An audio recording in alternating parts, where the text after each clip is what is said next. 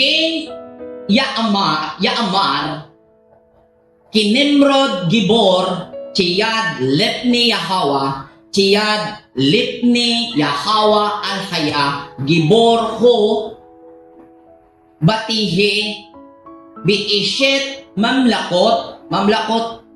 Mamlakoto means kaharian niya, Babel, Be'eret, Biakad, Bikalni, Baeret Shinar. Min Ha'eretz, Hahu, Yatsi is Ashur. Ito po yung Assyria, Ashur sa Hebrew.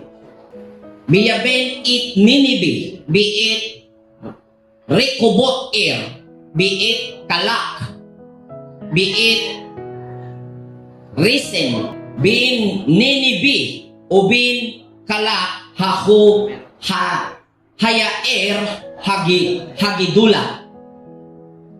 So, kung ating titingnan dito, ang pagkakasabi, ang kaharian ni Nimrod ay nag-umpisa sa Babel. Ang kaharian ni Nimrod nag-umpisa sa Babel. Hindi po siya nagtayo sa Babel. Note ha, tingnan niyo po ha, wala pong na-mention dito sa salaysay na itinayo ni Nimrod ang Babel. Nag-umpisa ang kanyang kaharian sa Babel. Malinaw. Babel at kasunod na yung mga ibang na-mention. Erech, Kalne, at ito ay sa kalupaan ng Shinar. Para maunawaan natin ito mga kapatid, tingnan natin yung mga meaning. Ang ibig sabihin sa mga kaharian ni Nimrod. So, diretso ko na pong ipinasok yung naunawaan ko gamit yung kahulugan sa mga pangalan ng anak ni Nimrod o si Nimrod mismo. Gato po. Naging anak ni Kosh, meaning sa ni Kosh, kadiliman, si Nimrod. Na ang ibig sabihin ng salitang Nimrod, pagkaswail. Siya ang unang naging makapangyarihan sa lupa. At ang kaharian ni Nimrod, pagkaswail, nagsimula sa Babel. Ibig sabihin ng Babel, confusion. Erech, ang ibig sabihin ng Erech, yung tumutukoy sa mahaba na pangarap sa pagproteksyon sa imong kaugalingon. Health o kaning usaning PCCS bro. PCCS man ni sa Greek siguro. English din PCCS. PCCS. Kaning akad, bisil or pitcher or spark. Muna ihatag ng meaning. Kalne, consummation. Kaning kalne, mauning ka ng para sa katumanan. Now, i-discuss po yung naunawaan ko.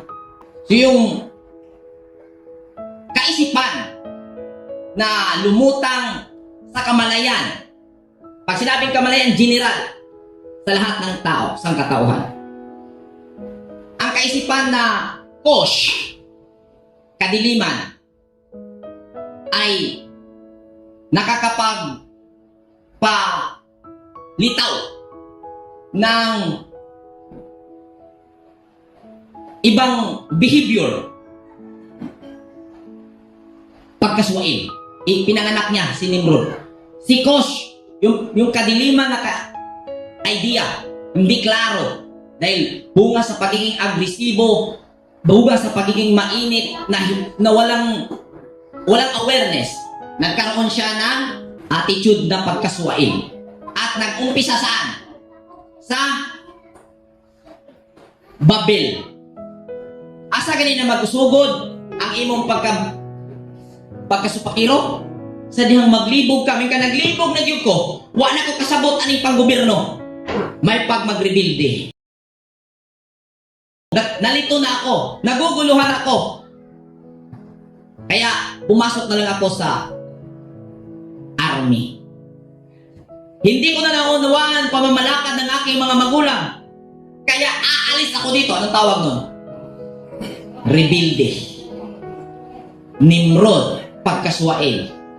Saan nag-umpisa ang pagkaswail?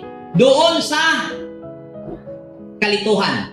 Kaya sa ating samahan, may mga umalis. Bakit? Hindi na naunawaan. Nalito. Kaya rebellious.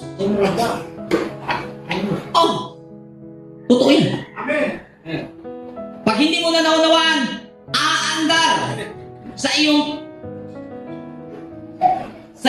loob ang pagiging rebellious. Dahil may gusto. Hindi mo, bakit hindi mo naunawaan? Ano ang hindi mo naunawaan? Hindi mo naunawaan kung sino ka. Hindi mo naunawaan ang dahilan ng iyong pag-iral. Pero pag naunawaan ng tao ang kanyang pag-iral, maging aware siya, hindi siya malito. Pag aware ka, hindi ka magiging rebelde. Bagkos, kung ikaw ay aware sa kalagitnaan ng mga taong hindi aware, ikaw ang titingnan nilang rebelde. Amin po ba? Kanya na po yan. Ingat tayo. Kasi pag sabihin lang, binaliktad na tayo ni Bro Roy. Tayo pa yung